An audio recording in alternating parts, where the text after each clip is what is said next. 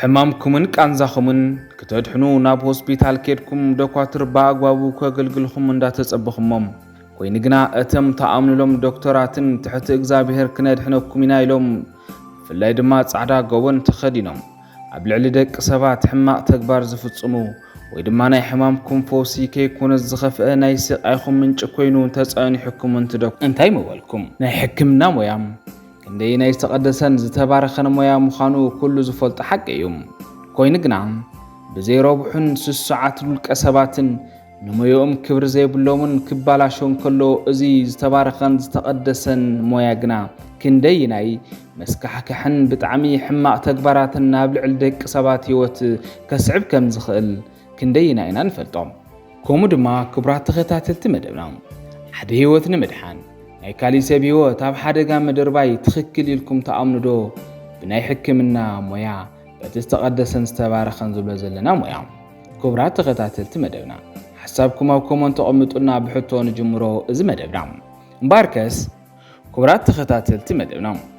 ሎሚ ሓደ ብጣዕሚ ልብኻ ዝሕምም ታሪኽ ናባኹም ከብል ፍላይ ድማ ትሕቲ እግዚአብሔር ኮይኖም ናይ ደቂ ሰባት ህይወት ንምድሓን ቃለ መሓላ ፈጺሞም ጻዕዳ ጎቦን ተኸዲኖም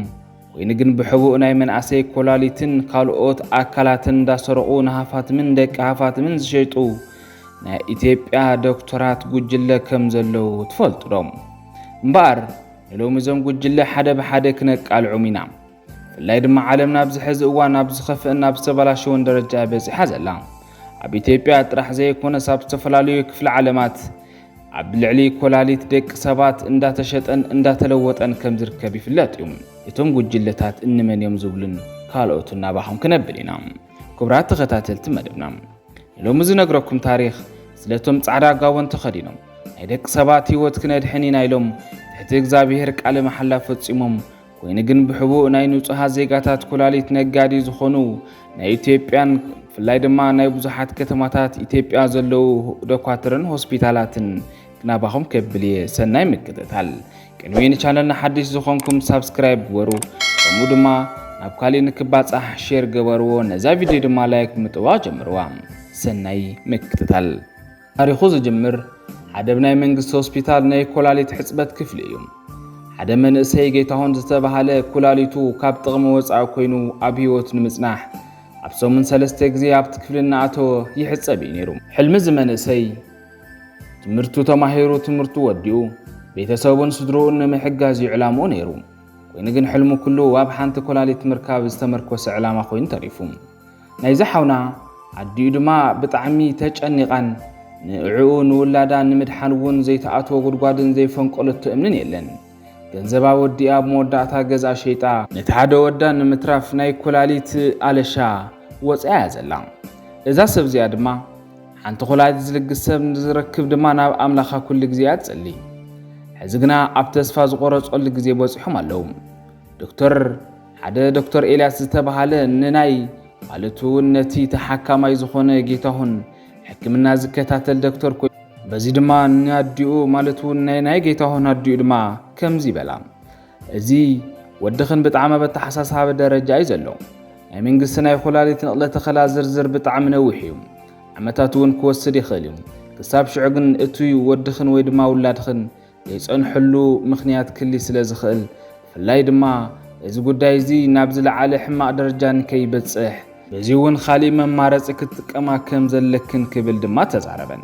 እተናደ ድማ ብሓዘንን ልበንን ተሰይሩ ሞዶታ ይገብር ኣለኒ ዶክተር መማረፂ እንታይ ኣሎ እንታህሊ ክወስድ ይኽእል እየ በዚ ድማ እቲ ዶክተር ክብላ ሓተቶ እቲ ዶክተር ድማ የማንን ጸጋምን ምልስ እንዳበለ ከምዚ በለን ሓደ ካብ ሕጊ ወፃኢ ግን ድማ ፈጣንን ግልጋሎት ዘለዎ ናይ ግሊ ሕቡእ ኩላሊት ዝሸጡ ሰባት ኣለዉ ግን ድማ ብጣዕሚ ኽባር እዩ ንናይ ወድኺ ህይወት ግን ክድሕን ይኽእል እዩ ምስ በለን እተናደ ድማ ናይ ወደን ህይወት ካብ ማንም ብላዕሊ ስለ ዝኾነ ብዘይ ሓደ ምድርዳርን ምምንታእን እሺ ክብላ ተስማዕምዓ በዚ እውን ተስማዕምዐን እቲ ዶክተር እውን ኣብ ሓንቲ ብጣስ ወረቐት ስልኪ ቁጽሪ ናይቶም ግልጋሎት ዝህቡ ሰባት ጽሒፉ ሃበን በዚ ድማ ወይዘሮ እተን ሰበይቲ ስልኪ ደውለን ምስቶም ኩላሊት ዝሸጡ ኣካላት ተራኸባ ክፍሊቱ ድማ ብ1 ሚልዮን ብር ተስማዕሚዖም ንሓንቲ ኮላሊት እታካፋፍሉ ድማ ፍርቂ ሕዚ ፍርቂ ድማ እቲ ኦፕሬሽን ተጠናቂቁ እቲ ጉዳይ ምስተወደአ ተባሂሎም ድማ ተስማምዑ እዘን ኣደ ድማ ዘለወን ኩሉ ሸይጠን ካብ ዘመድ ኣዝማደን ተለቂሕን ገንዘበን ኣዳልወን ድሕርሶሙን ድማ ንጌታሆን ኩላሊት ዝልግስ ሓደ ሰብ ክርከብ ብምባል ናብ ሓደ ናይ ግሊ ክሊኒክ ተወሰደን እቲ ክሊኒክ ብደጉኡ እንትረአ ኣዝዩ ዘመናዊ ንጹህን ይመስል ወይን ግን ናይቲ ክሊኒክ ውሽጣዊ ትሕዝትኡ ድባብ ኣዝዩ ዘፍርሕን ሕማቕን ብጣዕሚ ድማ ዘድንግጽን እዩ ብኻሊእ ወገን ድማ ኣብ ከተማ ውፅኢልካ ዝርከብ ሓደ ገጠር ናይ ድኻታት ሰፈር እዩ ክወስደኩም ክብራት ተኸታተልትና እዛ ሓፍትና ማህሌት ትበሃል ማህሌት ጎርዞ ጓል 12 ክፍሊ ተማሃሪት እያ ናይ ኣዲኣ ገዛ ብፍላይ ድማ ኣብ ክራይ ስለ ዝቕመጣ ንዕኡ መኽፈሊ ዝኸውን እውን ካፍቲ እንዳበለት እያ ትእክብ ነይራ ኮይኑ ግን ኣብዚ ሕዚ እዋን ኣብ ዝኸፍአ ደረጃ እትርከባ ዘለዋ እዘን ኣደንጓልን በዚ እውን ኣብ ጫፍ በፂሓላ ሓደ መዓልቲ ግን ሓደ ምልክታ ደለይቲ ስራሕ ንዝብል ወረቐት ተንብብ እሞ እቲ ዝርዝር ድማ ከምዚ ይብል ኣብ ሓፂር እዋን ብዙሕ ገንዘብ ዘርክብ ስራሕ እዩ ዝብል ምልክታ ምስ አንበበት ኣብቲ ምልክታ ተጻሒፉ ዘሎ ስልክ ጽሒፋ ድማ ደወለት ቀጥታ ድማ ጥዕናኺ ሙሉእ ድዩ ጥዕናኺ ሙሉእ ተኾይኑ ጥዒት ተኾን ክጽቡቕ ሓንቲ ኩላሊትኺ ብ200,000 ብር ክንገዝአኪ ኢና ቃል ብቃል ተዛረብዋ በዚ እውን ማህሌት በቲ ብጣዕሚ ፀበባን ብጣዕሚ ድማ ብፀገምን ስለ ዝነበረት በዘይ ምድርዳር እስኪ ሓደ ነገር ክነግረኩም ፍላይ ድማ እቲ ሓንቲ ኩላሊት በቲ ሓንቲ ኩላሊት ክነብር ይኽእል ዶ ክትብል ድማ ሓተተቶም እዚ ጉዳይ እዚ ድማ እቶም ዝደወለትሎም ኣካላት ድማ ከምዚ በልዋ እወ ትኽእል ኢኺ ብሓንቲ ኩላሊት ምንባር ይከኣል እዩ 200,000 ክትበሃው ትኽእል ኢኺ በዚ ድማ ብዛ ሓንቲ ኩላሊት ክትነብር ኢኺ ኢሎም ድማ ኣእመኑ እዚ ግዜ እዚ ማህሌት ምስቶም ሰባት ተስማዕሚዓ ናብቲ ዝበልዋ ክሊኒክ ድማ ተጓዓዝ እቲ ክሊኒክ እቲ ኦፕሬሽን ገይሩ ወይ ድማ እቲ ተኽለ ነቐላ ዝግበረሉ ሰብ ወይ ድማ ኩላሊት ዝገዝእ ሰብ ዝኾነ ድማ ጌታሆን እቲ ህፃን እናብኡ ይከይዶም ማህሌት እውን ከምኦም በዚ እውን ናፍቲ ቦታ ምስ በፅሐት ኣዝያ ክትጨናነቕን ክትፈርሕን ድማ ጀመረት ኣብ መወዳእታ ግን እቲ ፀገም ናብ ቅድሚኣ እንዳመፀ ስለ ዘቸገራ ብፍላይ ድማ ኩሉ ነገር ራሕሪሓ ድማ ናፍቲ ክሊኒክ ዝተባሃሉ ተኣተወት ኣብቲ ዝተፈላለዩ ክፍሊ ኦፕሬሽን ድማ ኣተው ዞም ክልተ ሰባት በዚ እውን ብፍላይ ድማ ጌታሆን ናይ ቀጻሊ ህይወቱ እናሓሰበ ማህሌት ድማ ናይ ቤተሰባን ኣዲኣን ፀገም ንክቐረፍ እንዳሓሰበት ናፍቲ ኦፕሬሽን እዮም ኣትዮም በዚ እውን ጌታሆን ኦፕሬሽን ብዝተሳኽዐ መልክዑ ተጠናቀቀ ድሕሪ ዝተወሰኑ ግዜያት ድማ ጥዕንኡ ብዘተኣማምን ደረጃ ናብ ንቡር ተመለሰ ላይ ዘን ኣደ ናይ ጌታሆን እውን እንዳነበዓ ዶክተር ኤልያስ ምስጋነ ነብፅሓን ማህሌት ኣብ ኦፕሬሽን ክፍሊ ምስ ነቕሐት ግን ልዑል ቃንዛ ይስማዕ እዩ እቶም ዶክተር ድማ ጆኺ እዚ ዝተለመደ እዩ ድሕሪ ዝተወሰነ መዓልታት ናብ ንቡር ክትምለስ ኢኺ ኢሎም ድማ 200,000 ገንዘብ ሒዛ ካብቲ ክሊኒክ ትወፅእ ገበርዋ ማህሌት ብጣዕሚ እንዳደፍአ መዓልቲ እንዳኸደ ምስ ኸደ ቁጥሪ ግን ድሕሪ ሰሙናት ግን ናይ ማህሌት ጥዕና ናብ ዝኸፍአ ደረጃ እናበኣሰ ኸደ ሰብነታ ይሓብጥ ትንፋሳን ምሕፃር ይጅምራ